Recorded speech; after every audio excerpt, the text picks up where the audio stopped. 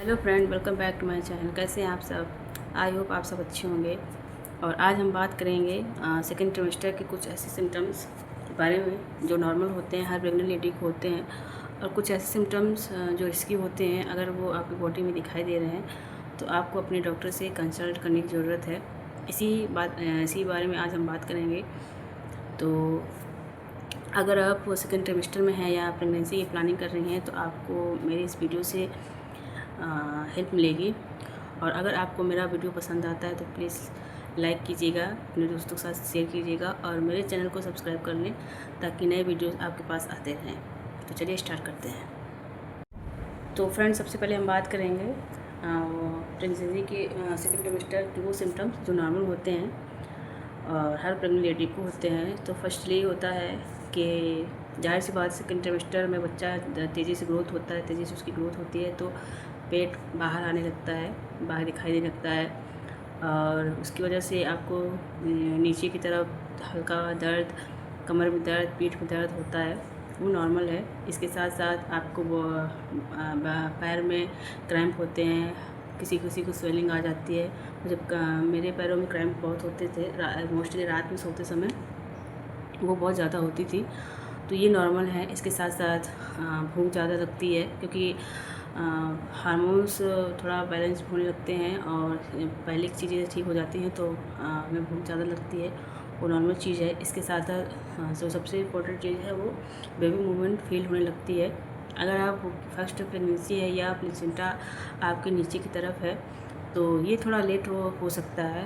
5वें मंथ में आपको मूवमेंट फील हो।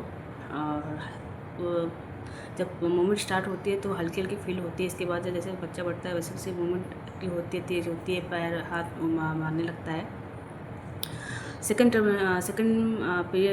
प्रेगनेंसी में आपको ये बेबी मूवमेंट जल्दी फील होने लगती है। और इसके साथ साथ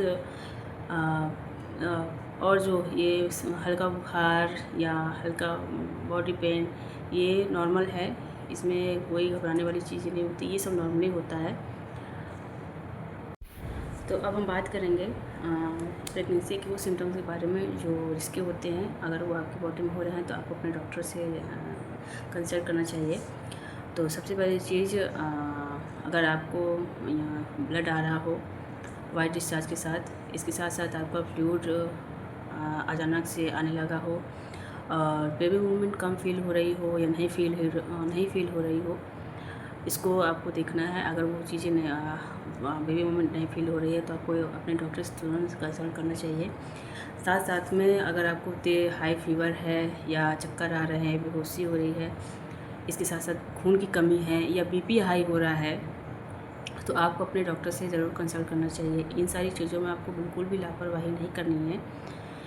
तो इसके अलावा हमें किन बातों का ध्यान देना है, तो सबसे पहली चीज़ अपनी डाइट अच्छी रखनी है। जो हमें डॉक्टर ने सलाह दी है, जो डॉक्टर ने हमको बताया है, जो सप्लीमेंट दिए हैं, vitamins, iron, folic acid, calcium, protein, ये सारी चीज़ें हमें लेनी है। इन सारे जो दालें, हरी सब्जियां, फ्रूट्स, ड्राई फ्रूट्स, कैल्शियम के लिए दूध, दही, ये सारी चीज़ें बैलेंस में खानी है। छोटे छोटे स्मॉल मील्स में खानी है, एक साथ नहीं खाना है। जंक फूड नहीं खाना है, बहुत बाहर का नहीं खाना है। साथ साथ पानी पीना है। जितना आप पानी पियोगे, जितना आप लिक्विड डाइट लोगे, उतना आपका फ्लूइड अच्छा रहेगा, उतना बच्चे की ग्रोथ अच्छी होगी। और साथ साथ में डॉक्टर की सलाह माननी है, उसकी एडवाइस फॉलो करनी है। और अपना रूटीन चेकअप, जब भी आपके डॉक्टर आपको बुलाते हैं चेकअप के लिए, आपको ज़रूर जाना है। टाइमली आपकी सारी जांचें आपको करानी है, डॉक्टर के देख रेख में रहना है। तो अगर आप इन सारी चीज़ों को या ध्यान रखते हैं, अपनी दिनचर्या को इन सारी चीज़ों के साथ फॉलो करते हैं तो आपकी प्रेगनेंसी बहुत स्मूथली चलेगी। और ये बात मैं एक और कहना चाहूँगी कि हर किसी की प्रेगनेंसी अलग अलग होती है।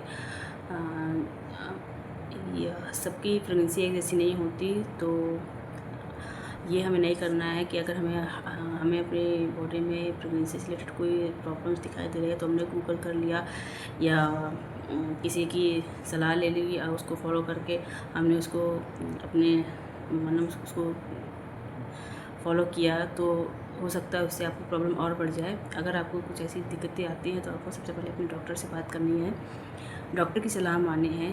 और जो मैं ये सारी बातें शेयर कर रही हूँ, ये कोई स्पेशलिस्ट नहीं है। ये सारी चीज़ें मैंने जो अपनी दोनों प्रेगनेंसी में मैंने फॉलो की है, जो मेरा एक्सपीरियंस है वो सारी चीज़ें शेयर कर रही हूँ। तो इससे आपको ये होता है कि आपको एक हेल्प मिल जाती है। हाँ, लेकिन सबसे इम्पोर्टेंट चीज़ है कि आपको पहले अपने डॉक्टर को जी जो वो सारी बातें बताते हैं, जो आपके लिए, आपके बच्चे के लिए सारी बातें बताते हैं, उसको फॉलो करना है, उसको ध्यान में रखना है।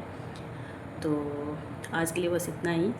अगर आपको मेरा वीडियो पसंद आए तो प्लीज़ लाइक कीजिएगा, अपने दोस्तों के साथ शेयर कीजिएगा और अपना ध्यान रखें, अच्छी डाइट लें, ज़्यादा पानी पिएं और टेंशन फ्री रहें। सो बाय।